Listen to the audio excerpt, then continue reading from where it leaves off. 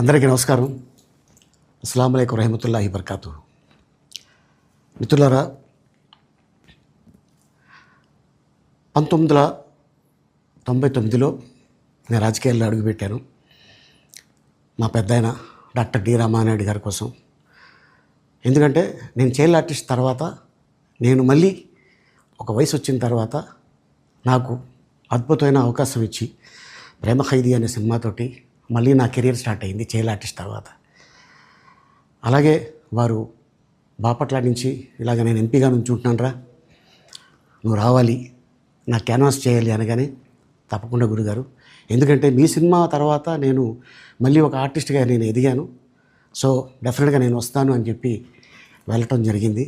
అప్పుడు టీడీపీ హయాంలో దాదాపు ఒకే పార్టీలో 20 సంవత్సరాలు నేను ఉన్నాను. తర్వాత మళ్ళీ ఇటు రావడం జరిగింది. నాకు అన్నం పెట్టింది ఫస్ట్ నా తెలుగు ఇండస్ట్రీ, నా తెలుగు ప్రజలు, ప్రేక్షక దేవుళ్ళు, నా నిర్మాతలు, నా డైరెక్టర్స్, నా హీరోలు. ఈ రోజున ఈ రేంజ్లో నేను వెదిగాను. 45 సంవత్సరాలు ఇండస్ట్రీలో ఉన్నాను. దాదాపు 1200 సినిమాలు పైచిలుకు యాక్ట్ చేయడం జరిగింది. 6 భాషల్లో యాక్ట్ చేయడం జరిగింది. ఓకే, నేను దయాగుణం ఉంది, భగవంతుడు ఇచ్చాడు కాబట్టి నాకు రాజకీయం తోడైతే కొద్దిగా 10 మందికి నేను సహాయపడగలను అనే ఉద్దేశంతో రాజకీయాల్లోకి వచ్చాను తప్ప రాజకీయాలు చేయాలని రాజకీయాల్లోకి రాలేదు. ఇండస్ట్రీ నాకు ఇంత మంచి లైఫ్ ఇచ్చింది, నేనేం చేస్తే బాగుంటుంది అని నలుగురిని చూసి నేను ఒక ట్రస్ట్ పెట్టుకున్నాను మా నాన్నగారి పేరున. దాదాపు 16 సంవత్సరాలు అవుతుంది నేను ట్రస్ట్ పెట్టుకొని. ఏ రోజు కూడా, ఈవెన్ దో కోవిడ్లో కూడా ప్రతి నెల వాళ్ళకి 1000 రూపాయలు నేను సాయం చేసేవాడిని. కోవిడ్లో కూడా ఆపకుండా అలా కంటిన్యూగా సాయం చేస్తూనే ఉన్నాను. చాలామందిని నా కుటుంబంలో అవ్వచ్చు, బయట వాళ్ళు అవ్వచ్చు, చుట్టాల్లో అవ్వచ్చు, చాలామందికి చదివించాను నేను. అండ్ అలాగే మా తల్లిదండ్రులు నాకు ఇచ్చిన ఒక గుణం అది అందరితో పంచుకోవాలని చెప్పి ఉద్దేశంతో నేను ట్రస్ట్ కూడా పెట్టుకున్నాను. నా ఇన్కంలో దాదాపు 20% నేను ట్రస్ట్కి ఇవ్వటం జరుగుతుంది.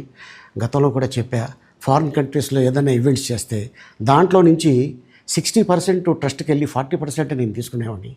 సో ఇట్లాగా చాలా సేవలు చేసి ఉన్నాను కాబట్టి ఈ మాట కూడా నేను మీకు చెప్పుకుంటున్నాను.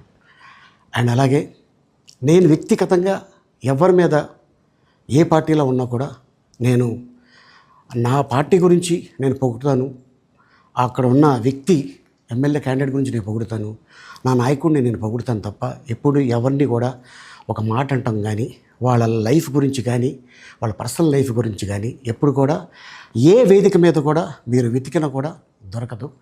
అండ్ అలాగే సో నేను ఈ రోజున మీ ముందుకి రావడానికి కారణం ఏంటంటే, నేను ఏ పార్టీ మనిషిని కాదు, ఏ పార్టీ సపోర్టర్ని కాదు, ఐఎమ్ జస్ట్ కామన్ మ్యాన్గానే ఉండి ఇక నా సినిమాలు, నా షూటింగ్లు నేను చేసుకుందామని చెప్పేసి అనుకుంటున్నాను.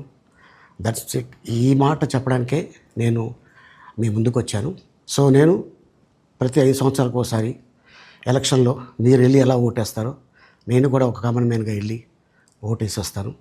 సో రాజకీయాలకి స్వస్తి, గుడ్ బై, థ్యాంక్ యూ.